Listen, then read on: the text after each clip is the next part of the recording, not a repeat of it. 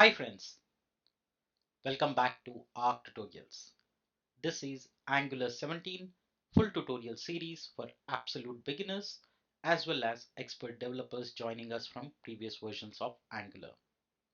There are a lot of breaking changes in Angular 17 which are new and not available in lower versions, and hence this series is extremely important.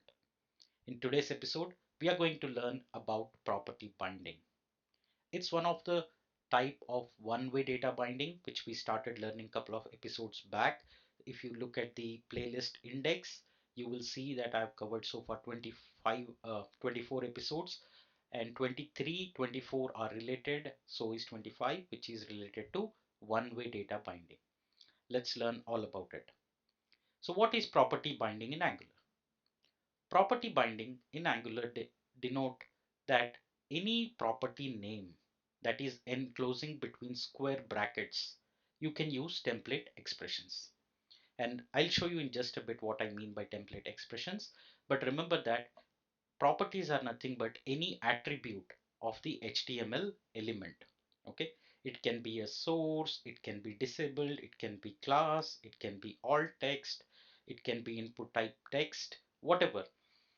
Now, with property binding, data flows in one direction. That means from the component class to the template.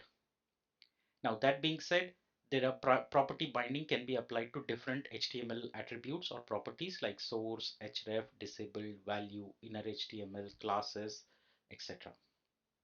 That's the high level theory that you should know. Now let's get down to code and do hands-on. I'll show you different variations of it. Alrighty, so we are in our project folder. Now let me first navigate to the PWD. That's I am in the learning slash Angular 17, and we are building a crew management system.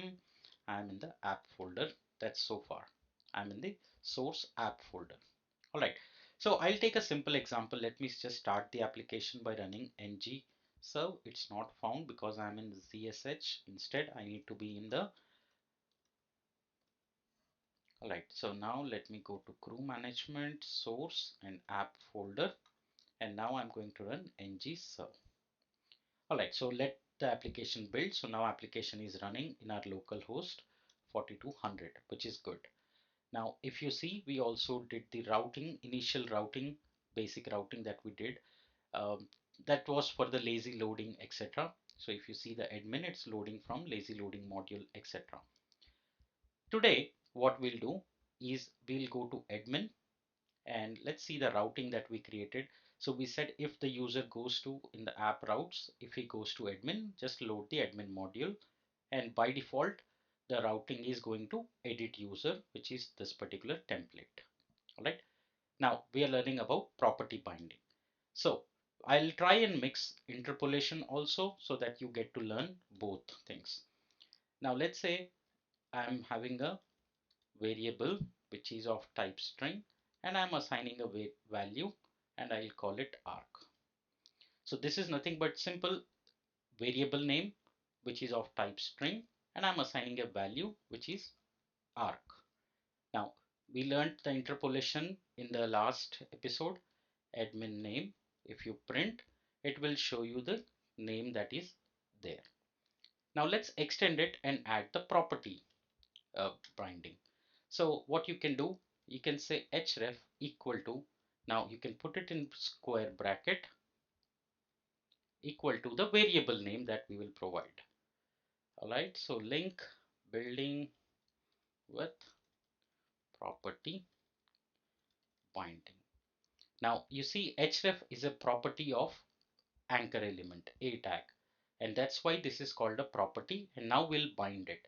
So in the component class, let's say anchor URL, which is again of type string, and let's give a dummy for now, say localhost.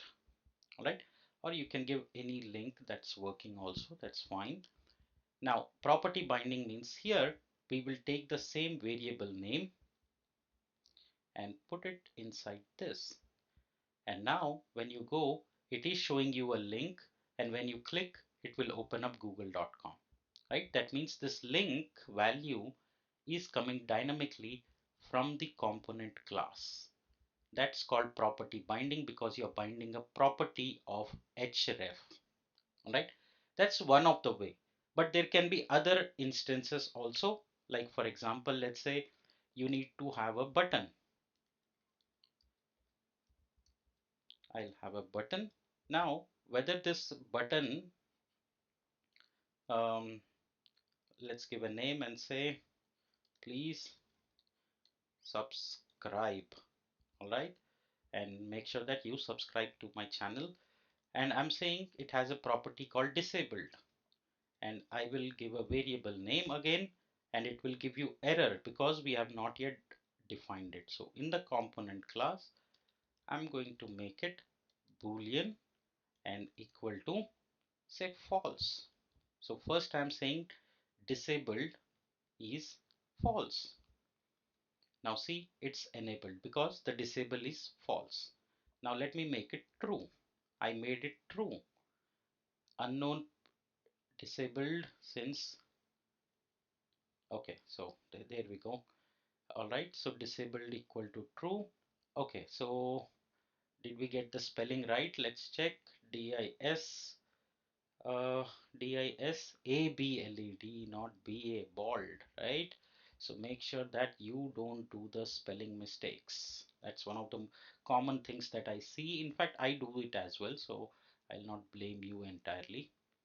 So paste it here, and same thing, you put it here.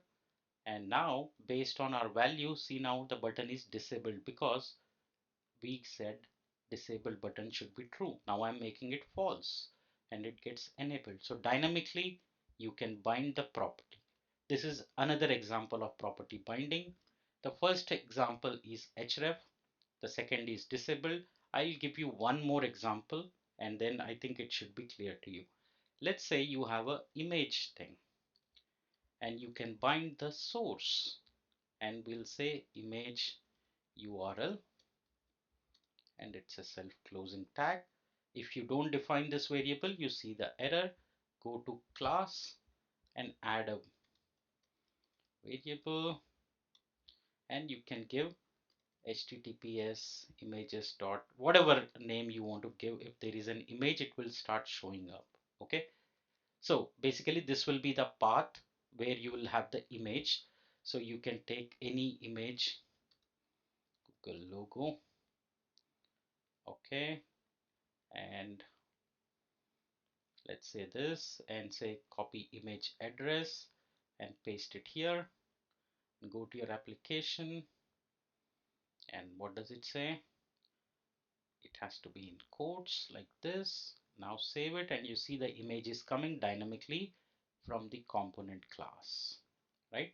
So this is third example of property binding.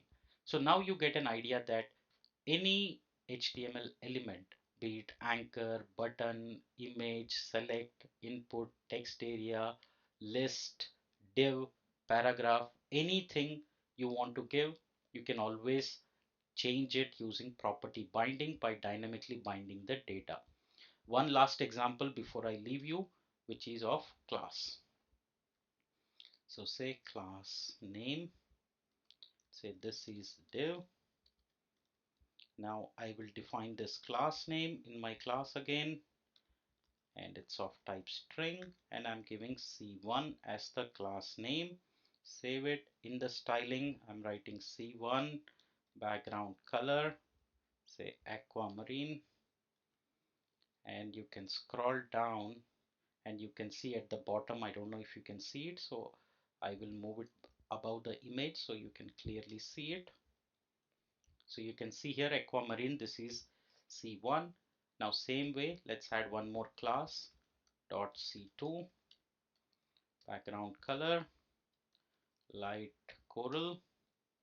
And now in the component, if you dynamically change it from C1 to C2, it automatically changes. Again, you make it C1 and save, it becomes green. So these are all the examples of property binding. You're binding the property of href, disabled, class, source, input type, and anything that you do with HTML element, you can bind it as a property. I hope this is clear because in the next episode, we are going to learn about event binding. That's yet another one-way type of binding, very important. These are all fundamental things that are required for you to learn and master Angular. Continue your learning with me. In the next episode, we'll learn event binding. Thank you so much. See you in the next episode.